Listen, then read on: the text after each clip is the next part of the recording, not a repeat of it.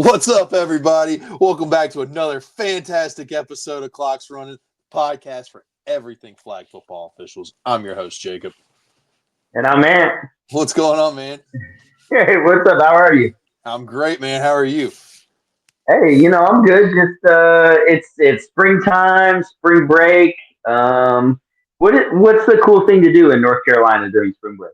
Well, churning butter would normally be on the list for people with not electricity. However, we do have electricity now. We have motor cars now. We have gasoline now. We have gas-powered things. We like to just hang out, man. Nice springtime weather. I've been going for walks, trying to lose a few lbs. Not trying to look, actually look like Shrek, even though he's my guy. What about in Ohio? Is the snow melted yet? Snow's gone. It's warming up. We got 50s, 60s happening here and there. The sun is out, so yeah, all the ice is melted on the lake. So beach weather is almost here. You guys call it the beach? I mean, there is a beach, but the beach is at the ocean. No, come on. You can go to a beach at a lake. What? Yeah, absolutely. What else would you call it? That's not how that works. That's just the side of the lake. It's sand. It's not rock. It's not real sand. They don't use real sand at lakes. Stop it. Where did they get all the sand from? I don't know. It must have brought it from the beach. You think they brought it from the Appalachians? That's not a real place, so they couldn't have brought it from there. It's like next thing you're going to tell me is that you go take a trip to Imagination Land. Imagination. Yeah, dude, that's not a real place. Is that Oh my gosh. Is that the theme? Is that the theme park that has shut down? I think it's in somewhere in Tennessee or something like that. It has all the signs for it, but you look over and it's like the whole amusement park shut down. Are you talking about Santa Land?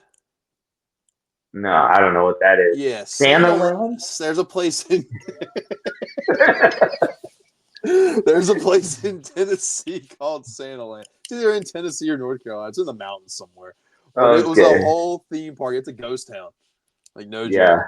Yeah. Wow. I think we're talking about Dollywood, and Dollywood is far from closed. Dollywood is a pristine park. Dolly Parton's been married for 60 years. Yeah, I mean, what? You know what? We're a family-friendly show. I'm not going to go down that path.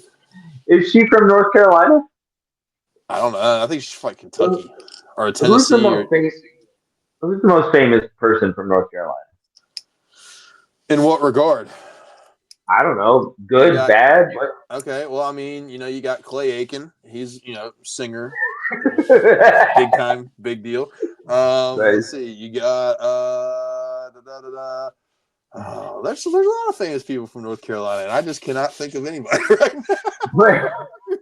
Clay Aiken who won American Idol. No, he lost American Idol. He lost to Ruben Studdard that year. Oh, so the second year. Yeah. He lost to Ruben Studdard. Fantasia's from North Carolina. Of course she is. Yeah, who's Fantasia? She won American Idol. Is that your show? You've never told me that just as a kid, my mom watched it a lot. So, we kind of got stuck watching it. Oh, man. Who else is famous from North Carolina? Luke Combs went to college in North Carolina. Oh, nice. Yeah. All right. Speaking of college, you got your Duke hoodie on, right? There we go. Yep. It's really a big gamble to pick Duke to win it all. Yeah, you could have been some goofball and picked St. John's, but fortunately nobody did that, right? Right. Didn't even make it to the second weekend. Sometimes you got to go with the coach. That they got a history, but yeah, that was rough. Do you always pick Duke to win every single year, though? Yeah, absolutely. You got to ride with your team. Okay. Good, bad, fair enough. You got to ride with your guys, and I always felt like, look, Duke's always been one of these teams for me that I've always felt like no matter there's been a couple of years. This is one of them, I think, where I feel like there's something special. But I also feel like every year, no matter what situation they're in, they can win. I don't ever feel like they're out of the fight. So I'm always gonna ride with my guys. Okay, cool. Well, fair enough. Who do they got tonight? I got Arizona. They're going after another ghost of Duke Pass with Caleb Love.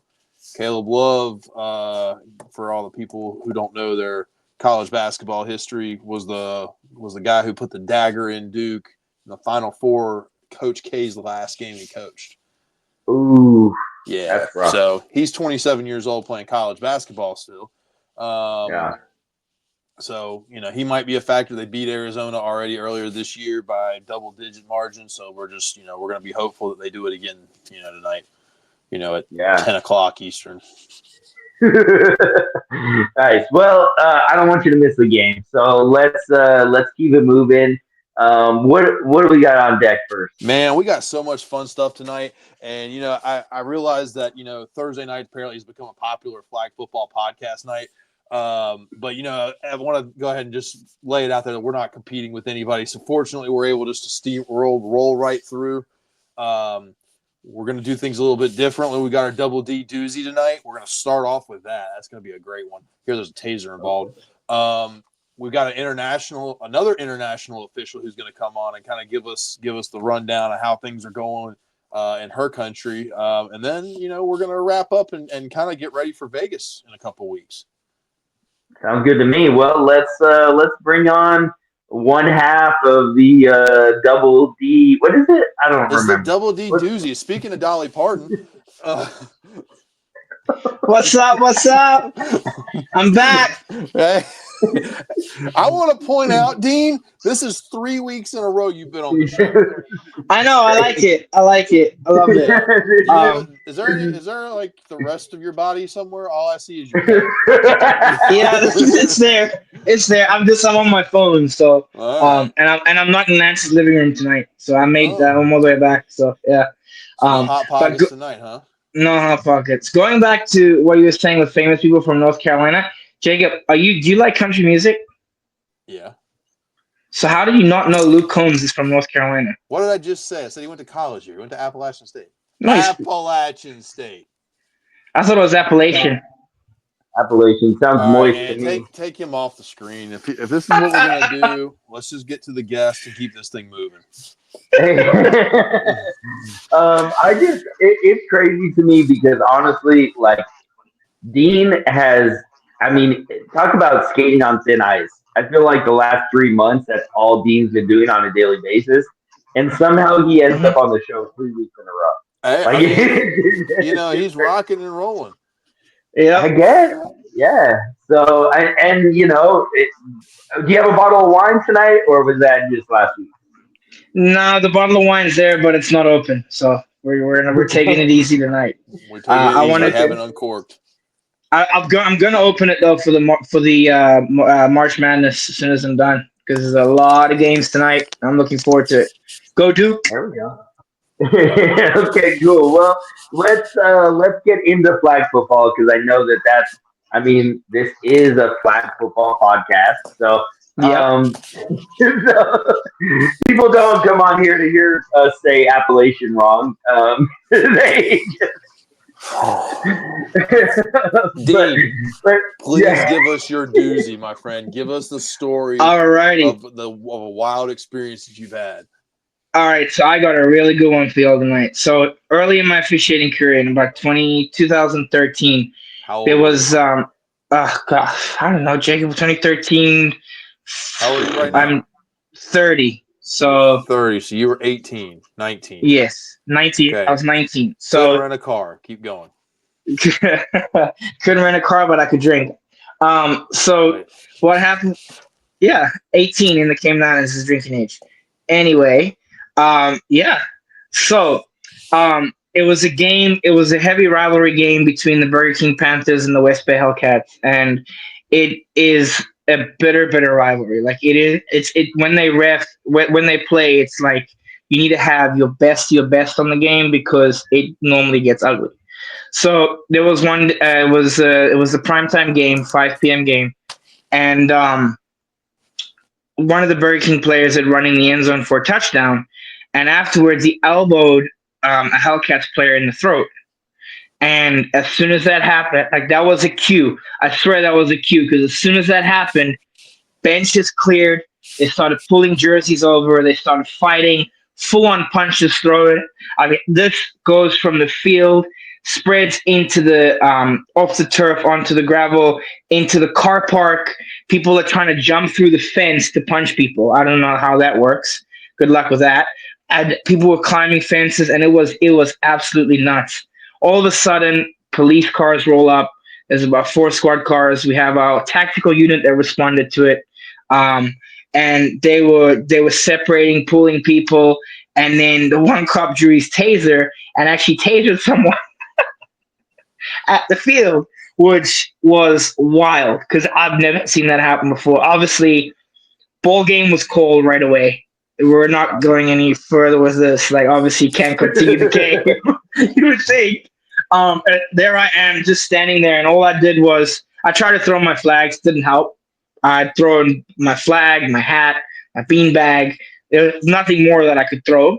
Obviously, didn't matter at that point because it was out of our hands. They're throwing punches. You're throwing penalty flags. They are not the same.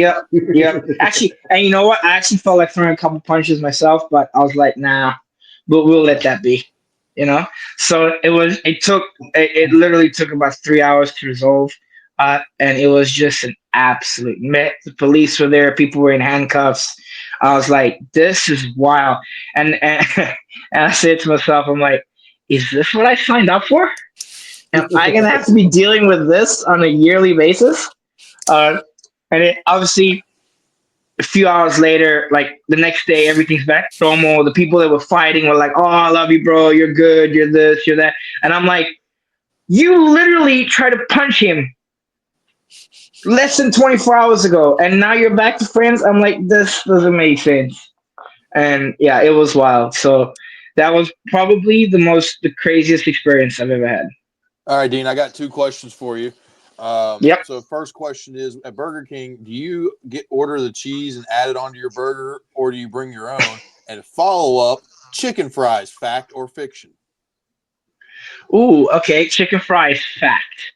You skipped And the first question. because the chicken fries are the best. No, I ain't nobody got time to bring their own cheese, bro. You just get the cheese, add it on. It's the extra 50 cents, whatever. Let's do it. I don't want to have to get my burger and then have to do work. Like, nah. He's really upset about that. I have a very That's why I did it on purpose. I have a very unimportant question, Dean. What is a car park? What do you mean? It's a parking lot, like where the cars park. Car what? Car park. Car park is like it's a parking lot. I'm surprised you missed that one, Jacob. Good job picking that up. It's like we say car park. It's a parking lot, but it's like it's a car park because it's where you park your car. So we call it car park. So is there like a car swing park at the car park No, for your car? no. It's just it's like the movie Cars. It's like where they play at the no. park. It's not. So you call dude, you are 100% Mater. I'm Mater, y'all. I'm Mater. Okay, I'm Dean, Mater. this is a really important question. In the movie Cars, Yes, sir. all of those characters, when they're not feeling good, do they go to the mechanic or the doctor? That's so dumb. Of course I go to the doctor. They're cars. Okay. They go to the mechanic. Thank Obviously. Obviously. When you fix a broken car, you go when you have a broken car, you go to the mechanic just because they're talking. But their doctor is a mechanic. That's fine. Oh, so you're saying it's the same person? Yeah, duh. Just Okay, because that's like going to the Cayman Islands and telling them that their windscreens are windshield wipers or windshields. Oh man! Yeah, he won't even bring his own cheese to Burger King. Windshield, windscreen, windshield, same thing. Yeah. So I don't know if I've ever shared this with you, Dean, but I had a strategy when I was running like leagues and tournaments in Colorado. That anytime like because I would be a ref, but then also like I was running the show. So if a fight broke out on either one of the fields that I had going on, I would have to be the one that would like get in the middle of it. So my strategy was always to go to the person that was like the aggressor, and I would just bear hug them, and I would make really uncomfortable eye contact with them until they calmed down, and it always worked. Wow. Like, so that's, I mean, I never had a situation where I got hit with a punch or Can't something relate. bad happened to me. What? Can't relate. Well, that's because, bro, the problem is you had Chun have your back in the situation. Like, Yeah, Chun did nothing. Absolutely nothing. well, he punched Jacob in the back. That's what he did. So, anyway, Dean, I appreciate you sharing your doozy. Is there anything else you want to add? I don't know if there's anything else you want to talk about. I know you got games coming up this weekend, or Yeah, the we floor's got it. yours, bro. It should be interesting tomorrow night. Obviously last week was an absolute shit show, so we're gonna try and avoid that this week and try have a nice smooth sailing Friday night and a peaceful Friday night. No unsportsmanlike, no personal fouls, no yelling, no arguing, just in and out. Let's go and do that. I have a random question for both of you though. Yo, what's up? Uh both Jacob and Ant, favorite fast food place. Go. Ant? Chick-fil-A. Oh, my name's Ant. Sorry. What? Man, that's hard. In and out. Alright. So no one's gonna say Chipotle. Alright, cool. We're good. Chipotle is That's not terrible. fast food, bro. That's fake Mexican food, bro. I'm sorry, you just Wait, insulted me. No, it is. It technically is fast food, right? Because they have no. multiple branches. Do they Like have a drive-through? no, No, so it's it's not not You gotta fast fair. have food. it. Yeah, you gotta have a drive-through. Gotta have a drive-through. Is that the qualifying criteria? All right, Absolutely. noted. Okay, Yeah. but Jacob, I'm hurt that you said Chipotle is horrible like that. I Yeah, don't. it's terrible, bro. That hurts, Jacob. It's a bowl full of beans with a side of tortilla chips. It's I like Chipotle. Qdoba is the other one. Do you have that out there, Dean, or it's just Chipotle? Nope. Nope. That's why whenever I go to the States, when I'm in these tournaments, when I'm visiting the States, I go absolutely berserk at Chipotle. I spend like $45 at Chipotle every single time. Have you ever had Whataburger?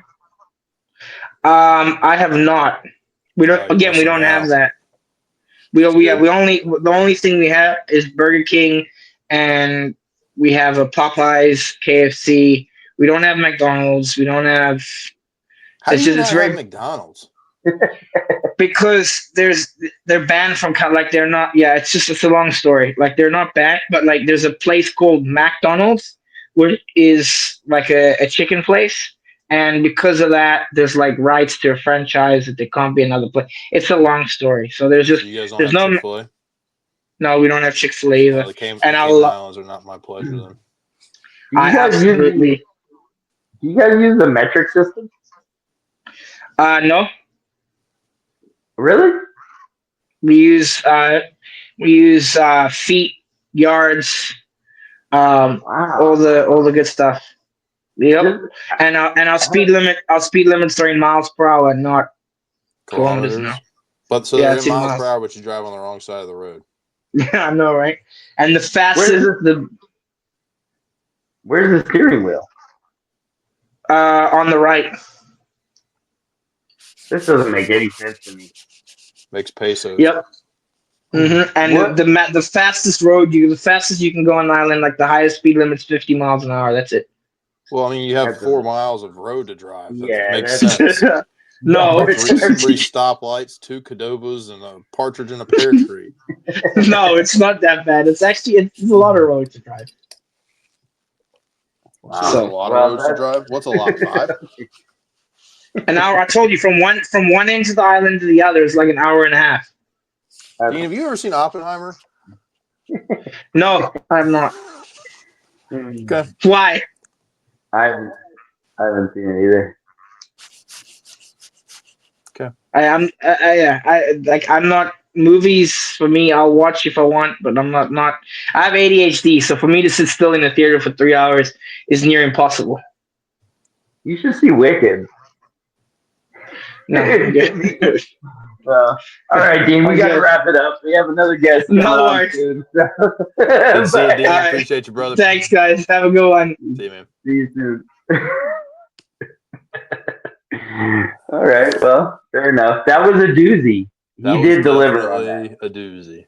You now I know what happened at East Coast Nationals last year, but that wasn't someone getting tased. So have you experienced someone getting tased on a football field? Not on a football field, but I mean, I've seen it in real life. Yeah, yeah, of course.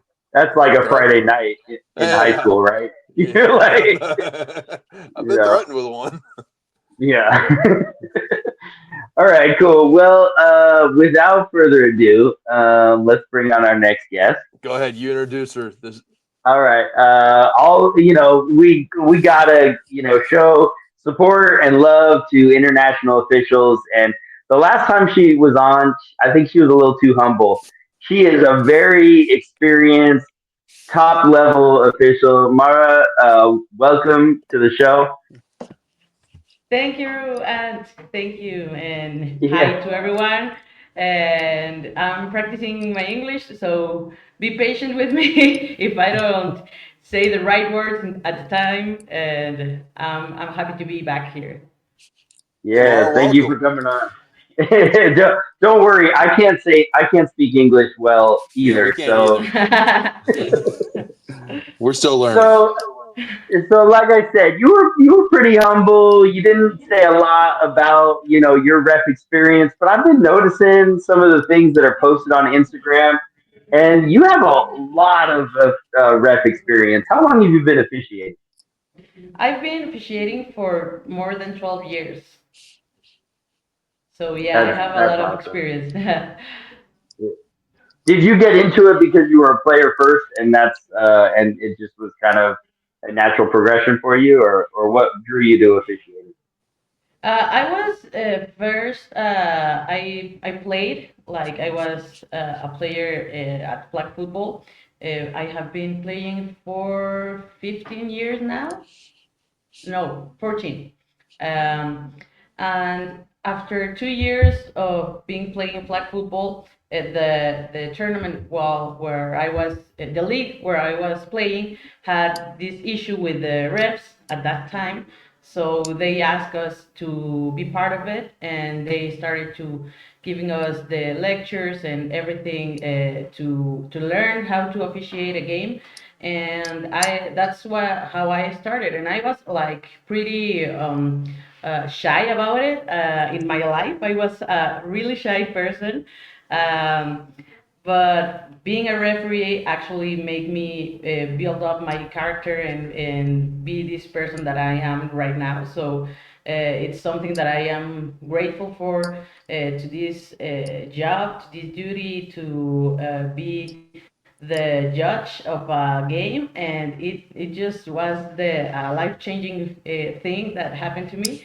And after the pandemic, the COVID 2020, I started to be more prepared in the theoretical part, and I was certificated by the FMFA, the federation over here in Mexico, and I was pre-selected as official to the Israel World Games in 2021 for my test. And also, I was pre-selected as a player before it was. I thought it was going to be like Denmark or no. Yeah, I thought it was Denmark, and then it was for a few moments Spain, and then it ended up being Israel. But as a player, I only went to one tryout, and I didn't continue the process because it was too expensive. I didn't have time. I didn't have the physical preparation, so I dropped it. And when I was certificated as an official, the FMFA, the federation, the Mexican Federation, talked to me and told me that I was pre-selected as an official, and I didn't even know that that could be possible, you know. But after that, I started to be more serious about this subject. So I started to pay more attention about this job. Yeah, Jacob, you have questions? I don't want Yeah, to. just to backtrack just a little bit. So what position did you play when you started playing flag football? I was in bench. Nah, I'm kidding. That's my position. No, I was a cheerleader. Yeah. No, yeah. Being serious, I was a quarterback. I thought I was Okay. quarterback at the time. I also played as a safety in the defensive part. But I think in flag football, all players should be versatile. I don't know, versatile. Yeah. Yep. Yep. So Absolutely. I think that that's kind of my profile as a player. So I was a really versatile. How do you say Yeah. it? No, versatile. You're right. Yeah, you're right. Versatile player, and I could be a wide receiver. I could be the thing that I'm not. It's a blitzer, a rusher. I'm not. Rusher. Yep. Yeah, I'm not that quick. So Right. yeah. So playing quarterback and playing safety, do you feel like that helped you see the field better as an official?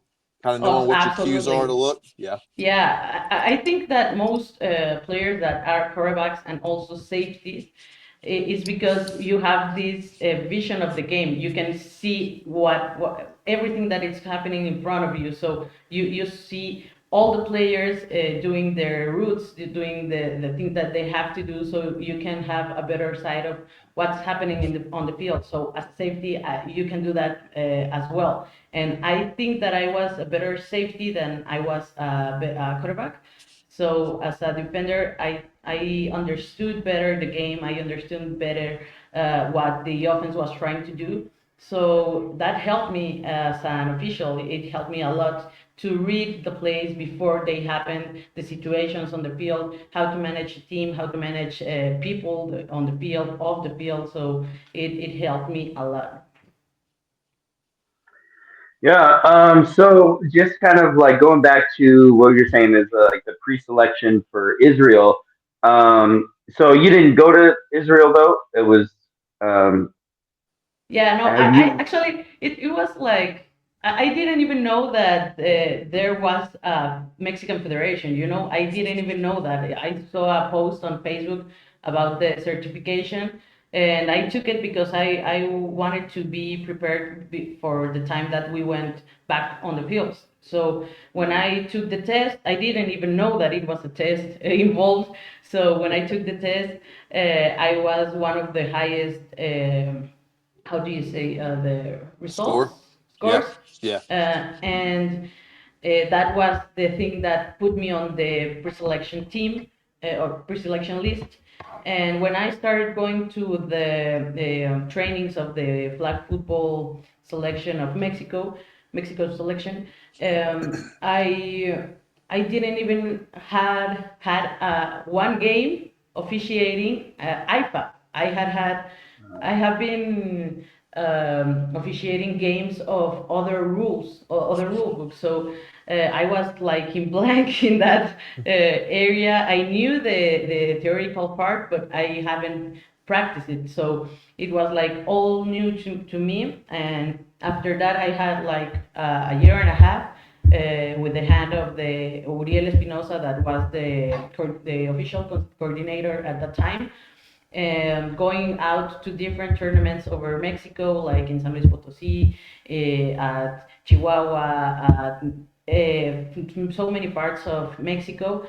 And I started to learn IFAF on the field, and I started to try to share it and to teach it in my leagues, the leagues that I worked on at Morelos at that time, in my other city where I was born. And I try to apply it to them because I knew that that was like the route to take towards the international part. So I try to teach that, to put some of the rules on the rule book, to understand it also. So that was like the first part to this journey. Have you traveled to other countries yet to officiate? To officiate, no. I went to Colombia last, I think it was in 2023, and I went as a player. But I had my stuff. If it was necessary, I had them. It wasn't necessary, so I didn't officiate any game. I was going to go to this year Latinos Bowl, but it was too expensive, so I couldn't had that chance. But I think it's all working out in the way that I will be able to do that in the future years. And I don't know. I'm also trying to get my visa to go to the US because I was going to go to this year USA Championship, but I couldn't have my visa on time. We're gonna make that Is work this there year. is there Yeah. one like what would be the top if you could go anywhere in the world to officiate? Where would you want to go? I don't know. Actually, I think right now I'm pretty ambitious about what I'm doing. So I want to go like to every part of the world. I want to go and meet Spain. I want to know Denmark. I want to go to Denmark. It's gonna be a clinic on Copenhagen Mm-hmm. this Oh year, yeah. Mhm. Yeah. and I was like, I know it's expensive, but maybe not this year, but next I'm going to be there. I want to know other people of other countries and try to understand this better. I'm learning the IFAB rule book in English. I want to learn it in Portuguese because there's one of our colleagues that uh, does the kind of the same thing that I do, but in Brazil. So I want to know the rule book in Portuguese so I can go over there at a time and maybe say the calls and say all the calls and in Portuguese also. And it's a language that is similar to Spanish, so I think it's not that hard to understand it, to learn it. I want to go to France. I want to go uh, to Japan. I want to know like all worldwide. Me too. Let's go. Let's go. Let's go. So speaking of IFAF, now it seems like I mean we only get to see kind of what we see on social media as far as games in other countries. It does seem like in Mexico the majority of tournaments are IFAF. Maybe they change things a little bit to kind of adjust. Like IFAF doesn't normally have co-ed, right? And so they add co-ed to just kind of get more teams signed up. But now I saw this video, and I think I posted a clip of it. Is there a form of in Mexico where the rush in non-contact goes right off the line? Right off the line as Line of scrimmage. Yeah, they rush. There's not a gap. They don't have like 5 or 7 yards. That they go right from the line of scrimmage. there's a rule book that the rush is like 2 yards only 2 yards from the line of scrimmage because the quarterback can run. So the quarterback can't be 5 yards near to the center. So to the snapper. So that gap it's like 7 yards same. So I don't Uh know. huh. That's kind of the thing that is managing over here in some versatile rule book. Yeah. Oh, okay, and it's fives, right? It's not sevens. It's 5 yards in between Or the line of scrimmage uh, and the quarterback.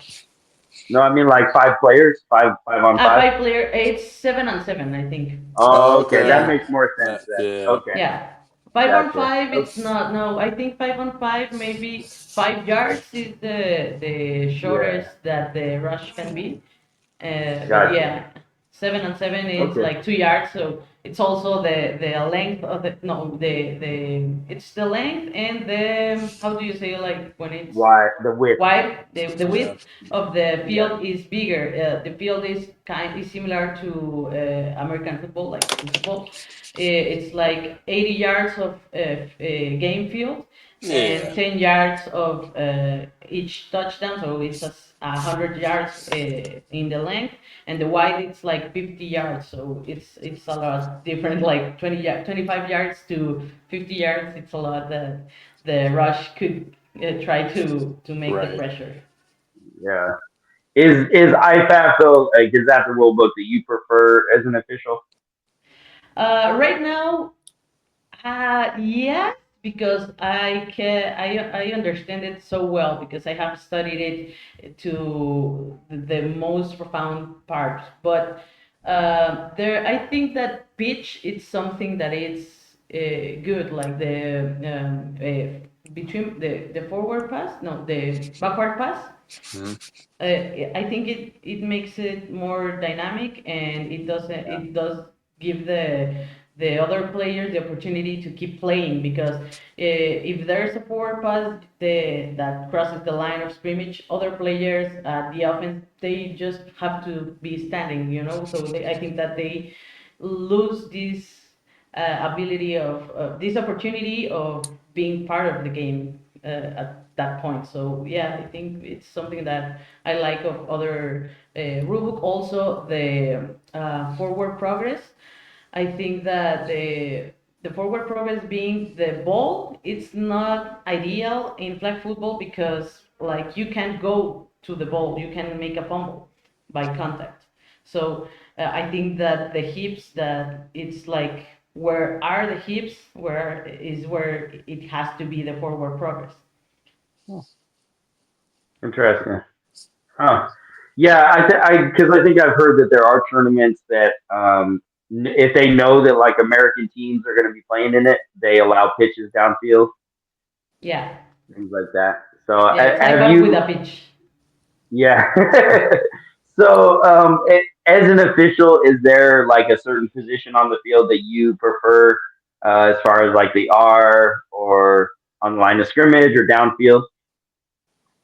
Like an assignment or the position, like Uh, being Like your uh, mechanics, like your field positioning. okay. I think I like being in a for official mechanics at the center as a referee. I Yeah. like to be on the Referee. field because I have this background of being a quarterback, so I can see what the quarterback is watching, what the bleacher is doing, because that's like one of the main subjects, the interaction between the bleacher and the quarterback or the other passers. So yeah, I think on the field on a mechanics of 4-on-4, I think four officials. Sorry. yeah, I've heard like Lance, one of the other officials that comes on the show sometimes. He plays quarterback also, and he says that when he's at the R position, he can kind of tell what the quarterback's reads are, and so it helps him to be able to kind of know. He already knows where his eyes should be going. You notice the same thing with that quarterback experience? Yeah, yeah, I noticed the same thing, and I think that it's a quality that gives us more experience, and it gives us more. I don't know how to say it. This the opportunity to make a right call because we know where the play is going and we know what the quarterback is trying to do, what he or she is watching and what he or she is trying to do on the field. Like they have these situations where it's third down and the middle field to win, and maybe they are only 2 yards far from that line, so they are going to go deep. They are going to go deep. That's like the thing that most of them do. Also, how they try to trick the other teams. also the way that they are trying also now to trick the officials, like they are making these faults to be more, I don't know how to say it, like they exaggerate the movements and he contacted me and it's only an incidental contact, and it's interesting to watch that part. Yeah, flopping is Yeah, Yeah, flop, flop, flop. exactly. Yeah, Flop. yeah, yeah, yeah, that's a yeah, term that I have been learning in the past few 2 months.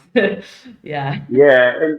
And I have heard that I don't know if it's like being talked about as far as like the rule book committee, but I've heard as far as like coaches and players that play internationally, that coach internationally, they want to see a change in the administration of illegal contact because basically, if you flop, you could end up causing the offense to have like a 35-yard penalty since it's 10 yards from the line of scrimmage. So that's the advantage of a defender flopping is they get that call and it can change the game. So I've heard that players and coaches are like, can we change this somehow so it's or start calling flopping because I know in basketball they do call flopping. So do you agree? Do you think that there should be a change in that rule? Yeah, because I think I don't want to look like, yeah, I don't want to have some feelings hurt, but I think that it's going to be similar to soccer. So Yeah. like they exaggerate the faults that happen on the faults that happen on the field, and I have had called like unsportsmanlike conduct to that flopping. I think that we start calling flopping as a unsportsmanlike conduct because it's not fair the way that they are trying to sell the fall, and that's what I'm trying to teach also. Like, if you're going to win, if you're going to win the yard, to catch the pass, to intercept the pass, whatever you're doing, do it in a clean way. Like the IFA Flag Football Rule Book also tells us, right? In a code of ethics tells us that you can't do that. Like you can try to win an advantage, like being over the rules and trying to sell that thing. So that's what I'm trying to teach, and I'm trying to like work harder, train harder, do it better. And if the other player is winning, the other team is winning, is for some reason. So you have to improve your game. You don't have to try to sell these files to be dirty about it. I think it's a sportsmanlike conduct that I hate, and I really I don't like it. I don't like it at all. Well, Mara, Yeah. let me tell you three quick things. Number one, on this show, we encourage feelings to get hurt. So don't hesitate to. number Perfect. two, So number two, Ant here he's become a trailblazer for calling it unsportsmanlike for somebody flopping. We had a tournament last year where a quarterback did that, trying to sell a rough in the passer call. The team, what ended up happening? They stopped running. okay. Yeah, Something happened. they Yeah, they intercepted the ball, and when they heard that, because the quarterback screamed in pain, so Yeah, yeah. and the guy that intercepted the pass, he stopped running, so the play stopped. so he called on unsportsmanlike on him for doing that, and the teams went berserk. And the site director had to come over and try to sort it all out. And, Yeah. and at first they said he called a flopping penalty, and I said, a flopping penalty? And so I talked to him. He explained what happened. I said, well, what you called makes sense. I said, it's unheard of.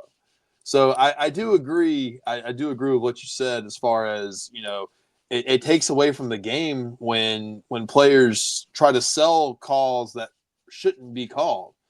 I'm a firm. I believe and I've watched, internationally, teams play a lot cleaner. When there's a foul, They all understand it. They're, for the most part, they recognize, they move forward with it. They don't try to, get all worked up and get excited about it. Whereas, here in the States, people commit fouls and penalties, and it's, they didn't do it. They, if people don't commit fouls, people want fouls called. We struggle. I feel like a little bit more here just because of how readily available football is. Yeah, I think actually what you're saying is something that I have also noticed because I had the opportunity to officiate games of U.S. players, Yeah. and it's different the way that they see the game and the way that they see us as a referees. So. I think that you need to find lawyer students that can help you to administrate games because it's something that goes beyond on that way because in Mexico, in Latin America, I have seen this thing of administrating games in this way of officiating human. I don't know if you have saw the the officially human. The it's Uh-huh. Yeah.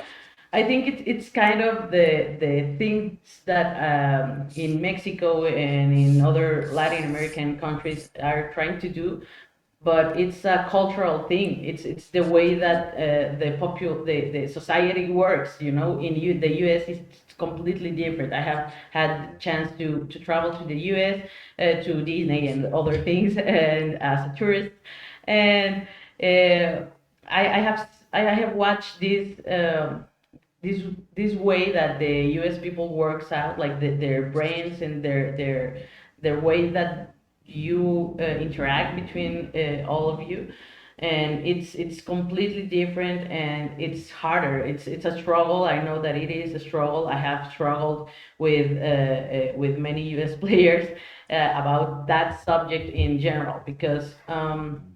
It's a cultural thing. I think it's more than just a game. That's why my brand is Just Flag because it's more than just flag. It's not just what happens on the game. It's not what the 40 minutes of the game, the hour that happens.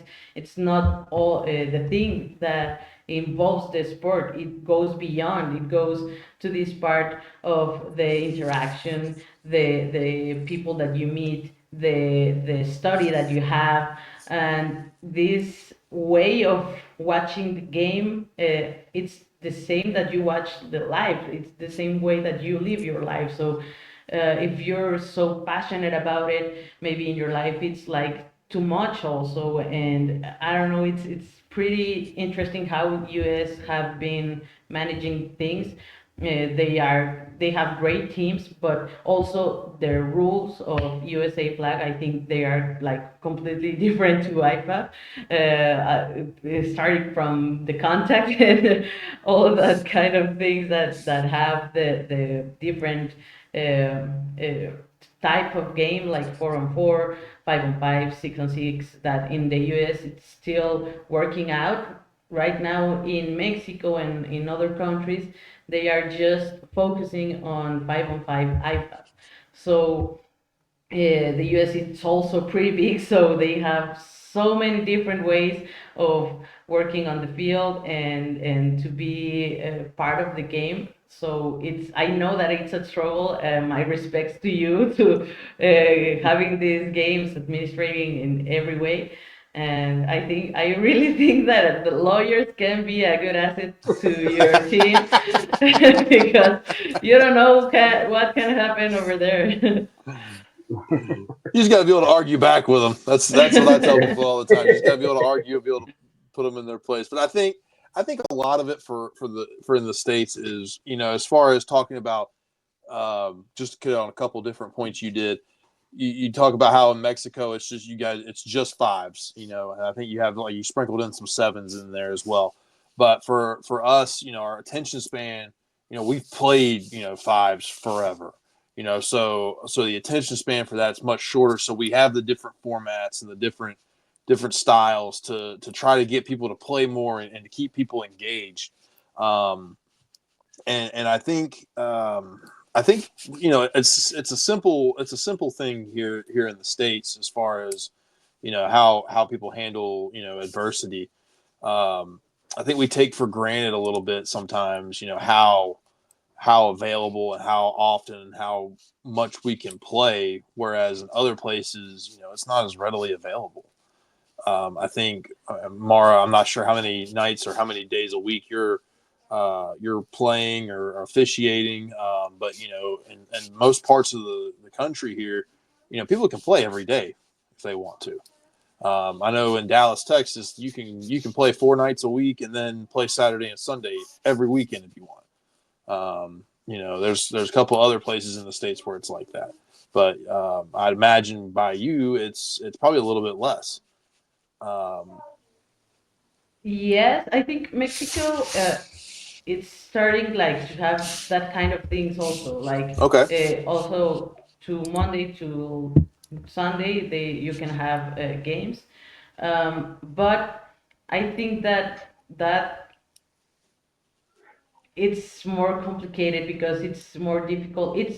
It improves and it gives you a better chance to practice like every day, but Yeah. also it as an official it gives you like more chance to have an error, to make Yeah. yeah, to have a bad call. Because if you manage too many types of rules, you can get confused if you're not pretty prepared to that. Yeah, it had happened to 100%. me. Yeah, yeah. But also in countries like I think Spain, for example, they have like all pretty to control. Like they play maybe 10 times a year. Like they have too little games. So that's how this process is going slowly. Like Yeah. the teams doesn't have the chance to improve at that because they are not playing at a difference like in Mexico and the US.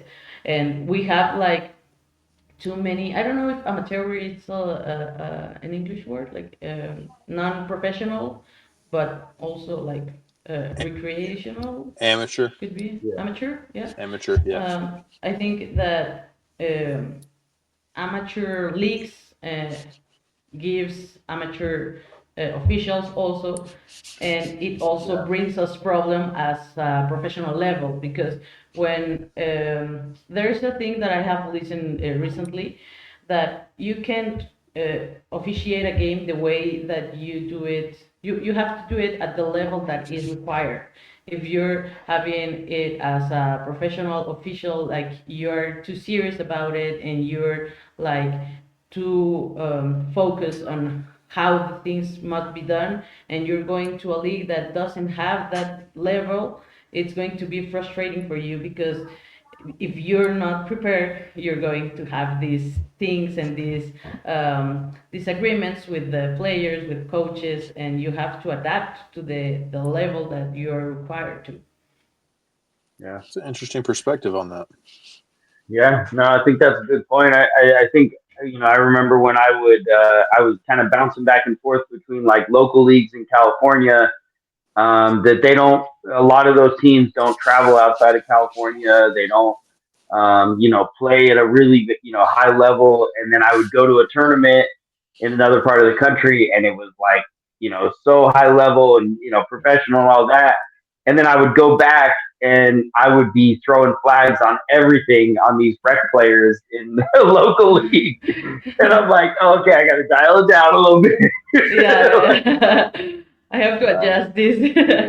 Yeah, no, absolutely. So, just before we wrap up, I know there's so much going on in international play, and I just it's been exciting. The LFA, I know you officiated at the first one, and they had their second one this past weekend. What do you think? From your opinion, what does the LFA like bring to the future of flag football in Mexico? I think the LFA it's one of the many projects that are running right now in Mexico that have a lot of future because they are working with the federation, so it gives them a better chance to involve the Mexico's players, like the selectional, yeah, the players that play also on the selected teams, um, and it gives it more. Uh, Viewing, like I don't know how to say that part, that people are starting to talk about it more than they did in the past days. So yeah, I think it's a good project. I think they are trying to learn the flag football, because as the way that the NFL over there is involving flag football as a way to involve children and women into the sport. It's kind of the same over here in Mexico. It's we have a lot of things to work out and to try to be better at, but I think it's a good idea. It's a good project, and I think, and I'm going to like try to my best part to be involved on that, to bring my experience, my ideas, because I know that I'm a creative person, that I can give also a new perspective of the things that the way that they are being doing right now, maybe a different way of doing them. And it's just trying to improve in every level and give everyone a chance to be better, not only on the sport but in the human part, like be an integral person. And it's really, I don't know, I have to practice more my English. Yeah, like be a whole, it's not only who as they are as players, as they are as a human being. It's not important. Also, it's not that important as who are the officials as an official. If they are doing a good job, great, but they also have to be a whole good person, like a person of good to the society and in general, So that's like the part that I'm trying to work at, and I'm having a lot of people that are following these steps, and all the projects that we are working on. It's like a path towards that. And LFA, coming back to that point, it's a good project. I think it's a good project. Yeah. Jacob, any last questions you have for Mara? Yeah, Mara. So you were talking about you went to Disney World. What was your favorite snack when you were at Disney? I don't remember if uh, I don't know, right? I think like lollipops or something like that with chocolate. I'm a Chocolate big fan of lollipops. I chocolate. like it. Yeah, I got it. All right. yeah. What was your favorite ride at Disney? I think it was well, it was also in Universal. That's all right. The Harry Potter ride, the on the dragon, the Harry The Potter the one in the dragon, in the bank, I think. with Bank. Hagrid, Yeah, the motor cars. yeah. Okay. All right. All right. I like it. All right. All right. So last question. All right. So we're gonna stick with Harry Potter. Which house would you be in if you were going to Hogwarts? I think Gryffindor. Okay. Good answer. Good answer. Yeah. All right. Okay, Gryffindor. and I just have one final question, because I have to take this opportunity because I know who I think is going to win at the World Games this Oh, year. here we go. But Mara, who do you think are going to win the men's and the women's World Games this year? The men's, I think it's going to be tricky. It's going to be no, but the men's it's not in the World Games. It's in the continental play, right? Because men's World Games, it's not going to happen, right? In What? China? In China, it's only women's, right? No, it's supposed to be men's and women's, from what I No. understood. Yeah. I think it's only women. We have Really? to work on See, that. Yeah, news What drop. happened to the what happened to the men? that's the Who cares? thing. Yeah, well, that's the thing that I'm not going to go further on that, but I think that men's are trying to I don't know, like the NFL and LFA, they are professional leagues of football, you know. So Uh-huh. I think what they're trying to do is to um, give this way a path, like men's football, women's flag football. I think that's the way that they are trying to do things, and that's why this year on the World Games, men's flag football is not going to be part of it. But in Panama, the continental part of the IPAF thing, yeah, there is a men's flag football team, men's flag football championship in the continental part in Panama this year of America, and the women's also. But yeah, for the World Games in China, it's only going to be the women.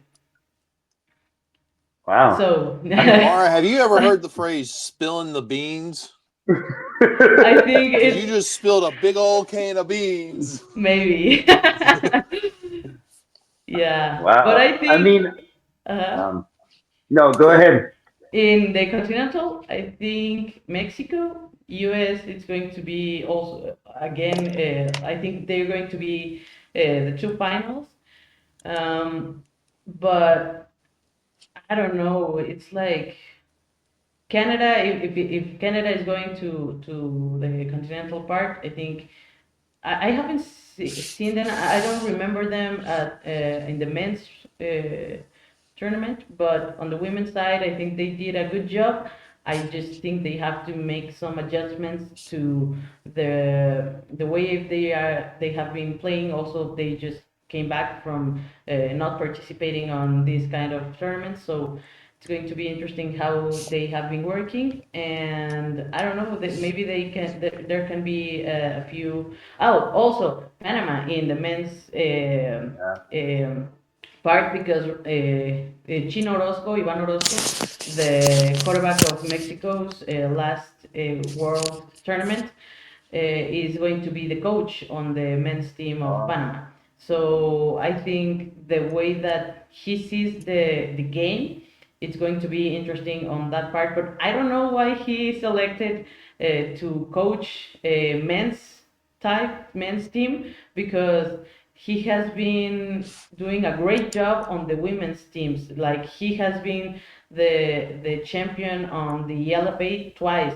So and also with his Project Bulldogs, his team, it's a thing that is blown everyone's mind in this part. So it's going to be interesting how he's going to manage the Panama's team on the men's side.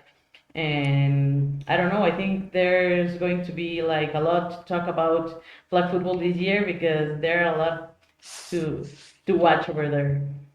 yeah, absolutely. So where are you headed? Where's your next big tournament? My next big tournament is over here in Mexico, in Guadalajara, Jalisco, is where I live, and it's the with a league where I work. They are working with the association that is working with the federation. So I think it's a good proposal to bring the greatest talent to over here to Jalisco, and I'm going to make at my best to improve on the officiating part and to bring also the best part of Mexico to this tournament. And yeah, I'm working out on the coordination part, the like being administrating officials, not games. I'm trying to be involved in that part, like teaching the officials and also preparing them for the games and make sure that they are comfortable, that they have the things that they need to work and to do it right. It's the best job The in the tournament world. lead. Yeah, I know you got it, Jacob. That's awesome. Well, Mara, I want to give you the opportunity to just plug your brand and all that you're doing. So the floor is yours. Thank you for, well, if you're watching, follow me at La Ref Mara with double F in Instagram, La Ref Mara MX, in TikTok, and Just Flag Football MX in Instagram and TikTok. These are my projects, and I'm trying my best over here, and I think that we're making good changes. And thank you for Yeah, the invitation, and it's Of an honor course. to be able to talk to you a little bit. yeah, for sure. And thank you so much for all you're doing to help grow the game of flag football. Mara, we'll see you soon. Absolutely. Thank you, Mara. Thank you. See you soon. See ya. I don't even know what to say. I'm like, We got to get her to I'm the like, States, man. We got to get her here. yeah, no, for sure. That's all that She's needs to be said. yeah, That's absolutely. it. Well, you know who you need to talk to. I know. I'll figure it out. There's an issue at in Washington D.C. That Oh, you want guy. me to talk to Dr. Orange? Listen, okay. I see great officials. We're going to bring great officials from all over the world. I don't care where they come from. We're going to bring them up from Mexico. But then when they're done, we're going to send them right back. No, I would love if we can make it work to have Mara come up. That would be fantastic. Yeah, I think that'd be one of the best things ever. no, for sure. It's cool to just kind of hear Yeah, just the scene of Mexico and the different stuff they have going on with the federation and how involved all of that is and everything. So yeah, I think ultimately there's probably anywhere you go, there's a lot of similar, stuff going on as far as flag football stuff. But absolutely. yeah. So anyway, anything else you want to talk about, Jacob? No, man. This weekend I'm getting ready to kick off, kick off and wrap up all in one day. We got Camel City took a little bit of a different twist this year, thanks to the 5 teams that are supporting us still. I know some folks that were going to support us and paid, and when we laid out our plan with the lack of teams we had, that just didn't make sense for their team to do it, and completely understand that. But for the ones that did stick through with us, I really appreciated it. Actions speak louder than words, and I hear that. So I really appreciate them. But yeah, we're gonna have a 1 day tournament. The guys are gonna come out and play for the day. We're gonna do it on Jordan's birthday. The logo up here. Um, Yeah. but we're gonna have a great time, and then we're gonna take a couple weeks, and then we're gonna get ready to go to Vegas. Yes, sir. Yep. So what about you? I'm booked and ready to go to Vegas, and I feel like it's going to be 3 days of a lot of good competition, a lot of flag football. I know that there's a little pressure off for some of the big players. I think they haven't played so much since Tampa. So from what it sounds like, a lot of big names will be in Vegas as well. Who knows what that's gonna, look like as far as the pro division because, there was like a transfer portal and teams, changing names and all of that after Tampa. So we'll see what it looks like in Vegas. I know next week we're going to talk all about it and kind of prepare for it. So Yeah. that being said, man, where do you find good old Clocks Running podcast? Well, you can find Clocks Running everywhere you need to go. We're on IG. We're on FacePage. We're on Facebook. We're on Linktree. If you listen to your podcast on Spotify or Apple Music, you can get us there. Anywhere you listen to a podcast, we're on there. We're on the tick of talk, or TikTok as the kids call it. We're there. We're everywhere. Check us out. Like, subscribe, share. You want some dope merch like the sweet hoodie Ant's wearing? You can get one of those. If you want a chill ref shirt because you're just a chill ref, hit us up. We got those too. I'm not wearing that because I'm repping college basketball tonight because we're staying up all night to watch that. But to the point, check us out. The support means everything. Thank you guys so much. We can't say it enough. We're 9 episodes into this new season, and I've been having a ball every week. I hope you guys have enjoyed it. And anything else before we wrap it up? Send it on out. No, I mean that's. I think you said it all, man. This was a fun one. Shout out to our international officials. we know time zones and all of that can mess with us a little bit. Mess with me. Who knows time But zones? I, Who? I Not you. yeah, not me. This is hey, give me some credit because this is now the third different time zone I've lived in the last 5 years. So Hey, you know what? That's a real I'm you issue, not a real me issue. Oh man, Nah. but seriously though, I'm so thankful for the international officials that we've started to build relationships, not just through this show, but through tournaments. Come check out USA flag tournaments. Like we want you guys to come experience it. Yes, there are 38 different formats that you'll have to learn the rules for, but it's a challenge. It's exciting. You switch between fours and sixes contact and it just messes with you a little bit, but it all works out in the end. All right, so let me pump the brakes here because I'm not going to do that to you like Ant says so. You're not going to go from fours to six contact. I wouldn't do that to our international friends who are used to doing things a specific way. But seriously, like at USA Flag, we have one of the best fellowships as far as officials goes. I know there's other organizations that have that officials interchange with, and that's great. Independent contractors can absolutely do that, perfectly entitled to it. I encourage it. Go work as much as you can. But I still think we have a great environment for a great fellowship. We have a great time with working as hard as we do. So please, if you ever interested, ever have any questions, hit this page up because worst case, if I don't answer it, Ant will get you in touch with me and we'll get you squared away to come work one of our tournaments. So thank you so much. Yeah, sounds good, man. Well, enjoy that tournament this weekend, and I'll see you next week. Sounds good. Be good. Appreciate it, everybody. Have a good night.